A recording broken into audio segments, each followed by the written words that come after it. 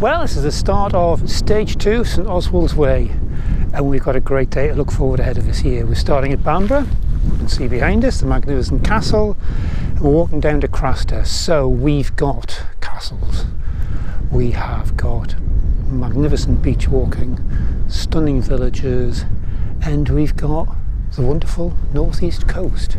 Lots to look forward to. Keep watching. This is a great walk, and hope you enjoy it.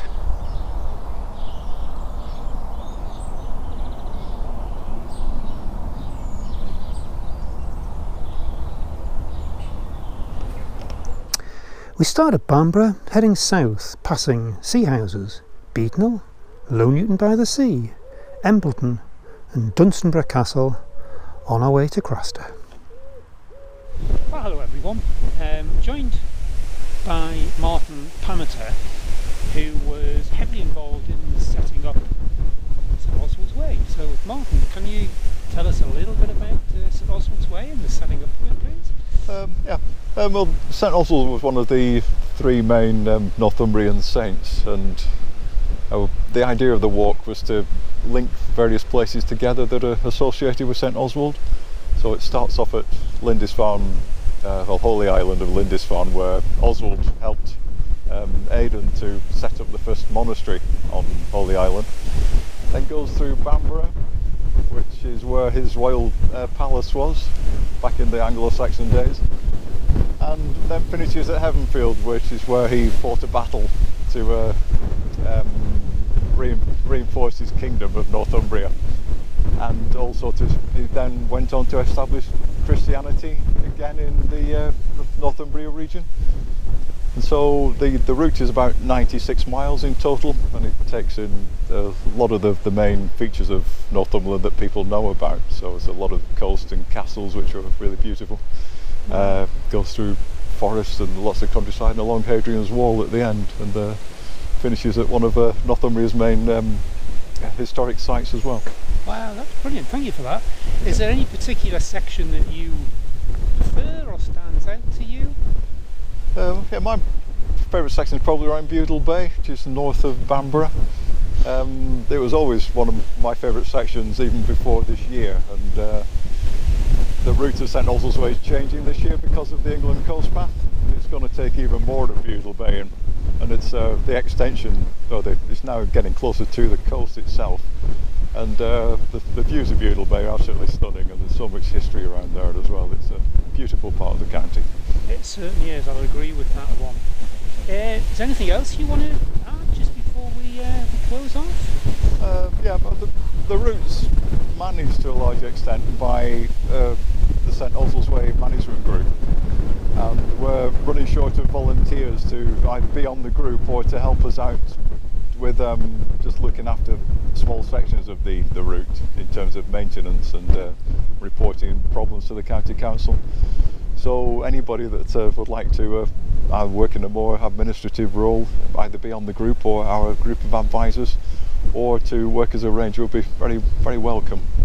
Okay, that's great. Okay. Well, many thanks for that, Martin. Do appreciate it. That's okay. Well, thanks. I hope you enjoy your walk then. We're starting off nice and early. It's just turned 7 o'clock for stage 2. We've got Bamburgh Castle ahead of us.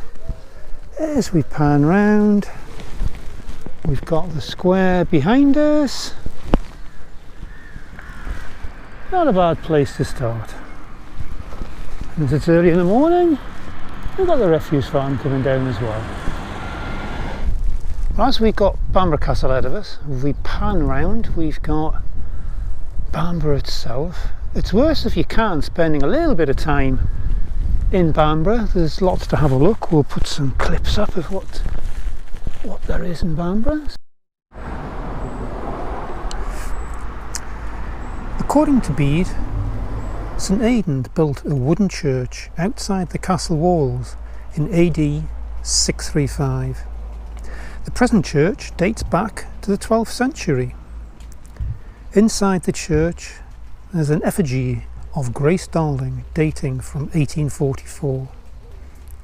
Opposite the church is the Grace Darling Museum.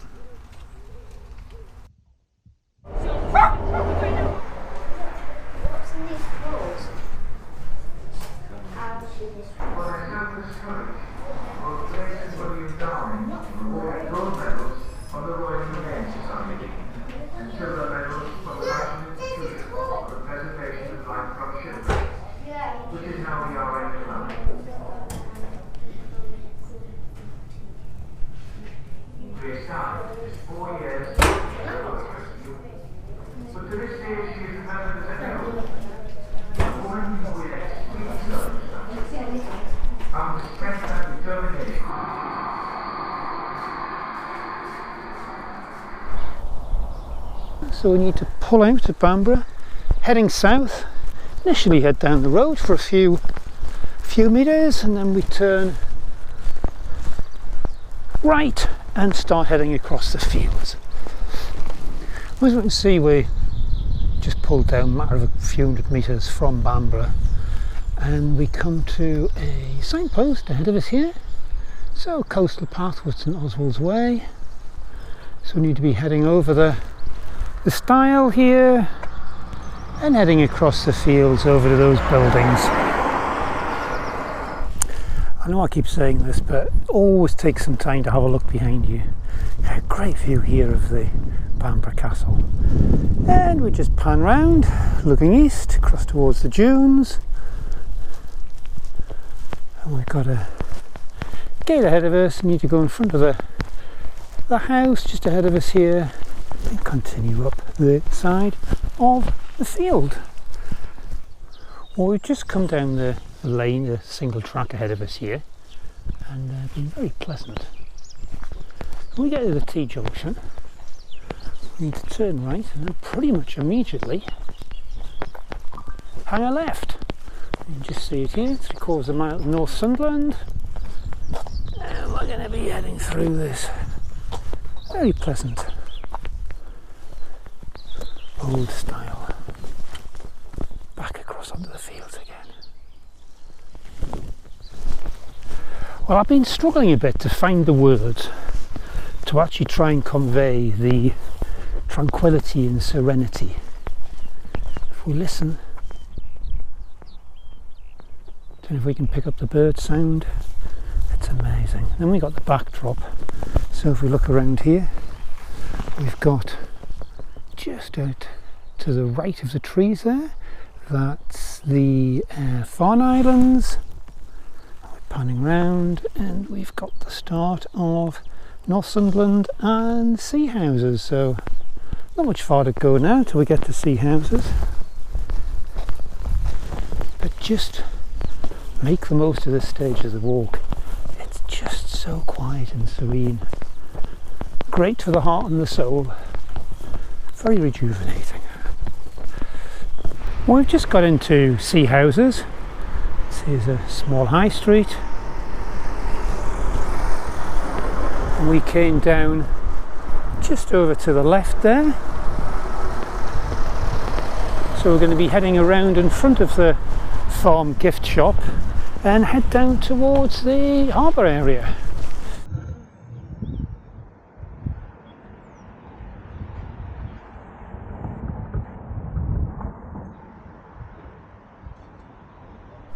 We're now pulling down into the harbour area of Sea Houses, which was the original heart. Sea Houses its origins go back really to the 19th century on the back of the thriving herring fishing community at that time. And many activities come from here, a lot of it, which is around trips out to the Farne Islands, which you can just see ahead of us here. So we look over here and then we pull back round and we're looking north, which is where we've come from, and we've got a great view of Bamburgh Castle there from where we've come. Farne Islands are located just off Sea Houses and managed as a natural reserve by the Natural Trust. The Farne Isles consist of a final outpost of the Great Whin Sill. And there are 28 islands in total. Almost half of these disappear at high tide. The largest is Inner Farne. St Aidan's, founder of the monastery at Lindisfarne, occasionally spent time here, and St Cuthbert built a small cell on Inner Farne, where he died in 687. Benedict monks from Northumberland followed in the 13th century, and St Cuthbert's chapel was built in the 14th century. You just see ahead of us here, just around by the harbour, these are the old lime kilns, which was also part of the original sort of industrial heart, I suppose, of Sea Houses. Ahead of us we've got Serenity. This is part of the tourism now, which is heading out to the Farne Islands. And over on the left, still got a thriving fishing community, although not as big as it ever was. Lots of places to eat, drink and stay if you wish. We've got ahead of us here Bamburgh Castle Inn, the old ship inn. As we pull out of Sea House, as we come along the headland, and we've got to go around by the golf course, just see ahead of us here. And we've got a great view of the beach, which takes us down to Beadnell. And there's 2 people on it. Amazing. We've got the golf course ahead of us. We had to do a small detour just down the side of it, down the side of the road, but it wasn't for far. And we're now coming back into the dunes, and we can see we've got some signage ahead of us here, and it's about Anstead Dunes. See if I can get this. So here we've got signpost Anstead Dunes, very mature dune system. Lots of wildlife, can be some ponies, birds, dunes, insects, etc. So quite a bit of information there, which is really good. And then ahead of us we've got the sign for National Coastal Path, which is what we're heading along, and then we're into the dunes and tranquility again. Signage wise, the need to be following the path just for the coast path, either the Northumberland Coastal Path or National Coast Path. Not too many signs for St Oswald's Way, but it's not a problem because, as I say, just follow the coast path signs and you're going to be perfectly alright. But ever so nice, just got a bit of dune walking now along the side of the beach. I'll just come down from Sea House to the headland there. That's the golf course that we just said before. We've got Farne Islands pretty much centre of picture, and as we pan around, got the beach area, and then we're coming up to Beadnell, which is pretty much straight ahead of us. So I'll have a quick look around Beadnell and take it from there.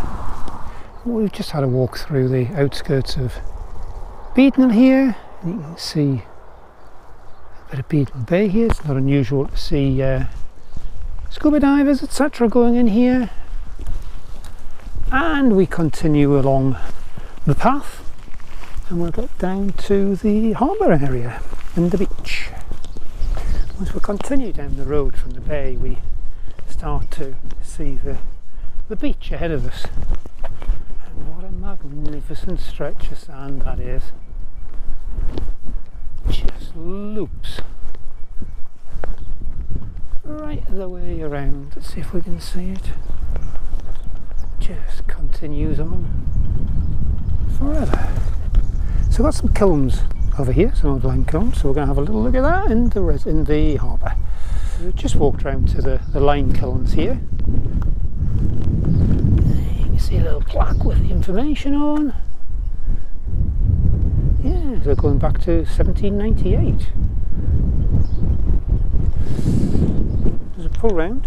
We have a couple more of them, and then we've got the harbour here, which is Beadnell Harbour, the only west-facing harbour on the northeast coast, and you've got the most magnificent bay. As we pull back from the harbour, we've got some options here. The planned route itself heads up through the dunes, pretty much centre picture. See the flag there, and that will take you through a caravan park and up along the dunes. It's a very, very nice walk. It's a really pleasant walk. But I think today, the weather's just so nice.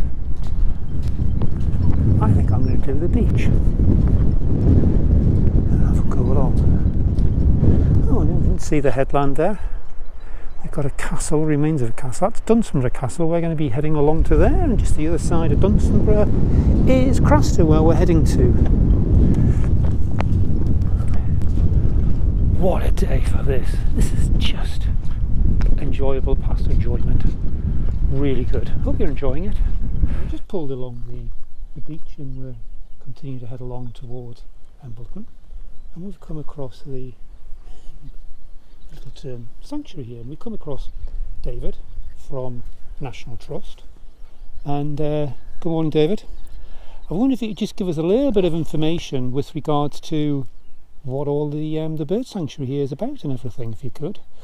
Well, this is a unique sort of area in Northumberland, in that the principally Arctic terns, but also little terns, nest on this particular bit of beach and have been doing so for quite a number of years. The National Trust has really set out to try and protect this area, to give the birds a chance. The little terns in particular are one of the more endangered species that nest in Britain. At the moment there are about 17 nesting pairs here. It's a bit less than we had last year, but it's early days at the moment, and we have in the region of about 1,000 Arctic terns that are nesting over on the far side in the dunes. Wow, that's great. Thank you very much. I hope you have a good season, and it's great to see that National Trust are protecting all of this area. Fantastic. Many thanks, David. Okay. Well, we just pulled in the estuary here after having a really interesting chat with David from the National Trust. And we've got this bridge ahead of us. So I think the second half of this walk, what we'll do, we're over the bridge, and I think we'll do the second half through the dunes. Mix it up a little bit.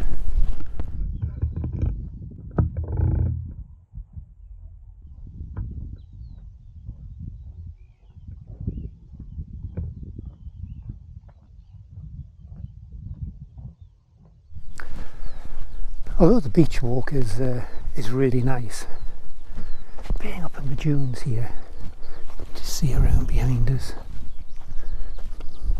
the tranquility up here is just really nice. So just ahead of us, coming up to Link House Farm, and then onward towards Low Newton. And just ahead of us, over the top of the dune, that is Beadnell, and that's the beach we walked along. And we've come through the dunes, ever so nice and tranquil. So this here is Football Hole, and I have no idea why it's called Football Hole. I've looked a few times, can't find out. Anyway, if anyone knows, just leave a comment below, that would be great. So the path, we can just see it stretching ahead of us here, and over on the headland we have got the Coast Guard lookout at Low Newton. So we just got to head around Crags area ahead of us here, and we're going to be pulling round into Low Newton. I know I keep saying it, but it's so nice, this walk. What an amazing vantage point. We've got Football Hole, and we've got Embleton Bay. As we pull round, we have ahead of us, over the top of these buildings here, that's Dunstanburgh Castle, and we've got Beadnell Bay, we've got Embleton Bay, Newton Bay, Newton Beach, and just see the top of one of the houses of Newton, Low Newton by the sea. Wow. Well, we just come around the headland, and this has got to be one of the iconic views of Northumberland. We've got Low Newton by the sea, Newton Beach, going round to Embleton Bay. We've got the huts and the dunes, and then we're ending up with Dunstanburgh Castle, and then the far side of that is Craster, where we're heading. Well, we've got Low Newton Beach ahead of us here. Beautiful. And we've got some signage here. Let's have a quick look, a map. Here we go, welcome to Know Newton. And there's a whole lot of information. So we're going to be pretty much following the red path that you can see on the map there. But first off,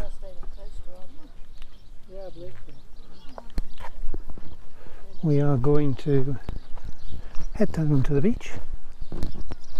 We've got the square, Know Newton, with the ship in the corner. And if you're ever up here and you haven't before, Sorry? have a visit to the ship.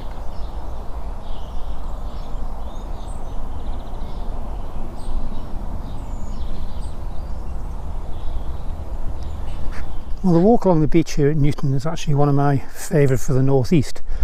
But we're not going to do that one today, because if we pull through, just by this hut we can see in the dunes here, we pull through, we've got a house behind us. Some really good points of interest, and it's the route as well. So you can either follow the route that I'm going to take through the dunes here, or equally as nice, you can go along the beach. Your choice. Well, when we take the dune route, we come across Newton Pool Nature Reserve, we can just see here. And there's a hide. Let's go and see what we can find.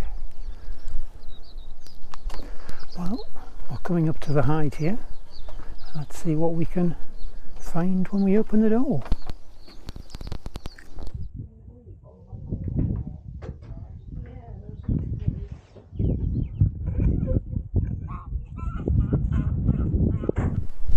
As we walk through the dunes, we pass many of these beach cottages in the dunes. All of this area is managed by National Trust. Then you come around the corner and you have the most stunning view you'd want to see. There's the beach by Embleton Way, Dunstanburgh, and we pull around. Not a bad view from these cottages, is it? Just as we start to come out of the dunes, we are greeted with another great view. This walk just keeps going. Our path is centre of screen, really. It contours around the edge of the golf course. We cut across, there's a wee bridge, and then up the far side of the path over there. So we're going to be heading inland a bit more. Well, just as we come out of a little pathway, we've got the signage, the two posts, so we need to go straight ahead. But there's a really useful bit of signage here. So we've got Northumberland coast. So we're starting off, which is really good, from Bamburgh, and then we come around Sea Houses, Beadnell, Newton. So we're around about here now. Got Dunstanburgh, and then we're heading right the way down to Craster. And there, ahead of us, we have Dunstanburgh Castle. That's the next point of interest. That's a really nice path along the edge of the golf course. We can see Dunstanburgh Castle just ahead of us. If you don't fancy this path, you can just see some people on the edge of the dunes there. That's another path that just goes along the edge of the dunes. And that's a view back along to Newton with the Coast Guard house on top of the hill. Well, Dunstanburgh Castle is truly magnificent. Castle occupies the elevated headland, and it was built in 1330 by the then powerful Earl Thomas of Lancaster, at the time when relations between him and Edward II were deteriorating. It later passed on to John of Gaunt, who strengthened it by converting the great twin-towered gatehouse into a keep.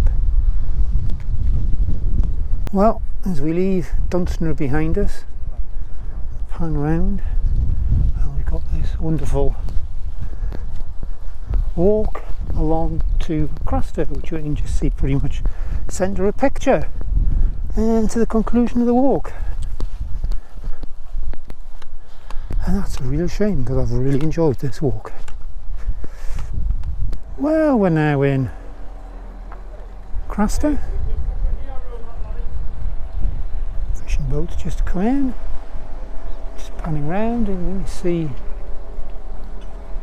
beautiful little, what was originally a fishing village of Craster.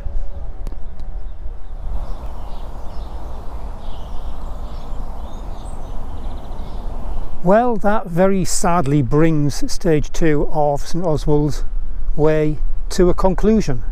And I say sadly, not because the walk hasn't been good, the walk's been amazing, it's because it's come to an end. I quite happily turn around and go back and walk this again. It's been amazing. So much to see. I'm sure you've seen a lot of it. Hope you've enjoyed it. If you ever get the chance just to do this stage of the walk and not the other stages, give it a go. It's great. Lots of resources available, as I keep saying. There's information below. All of the routes are on the website, planwatchwalk.guide. We're on all of the social channels as well, so join us on there. But until the next one, bye for now.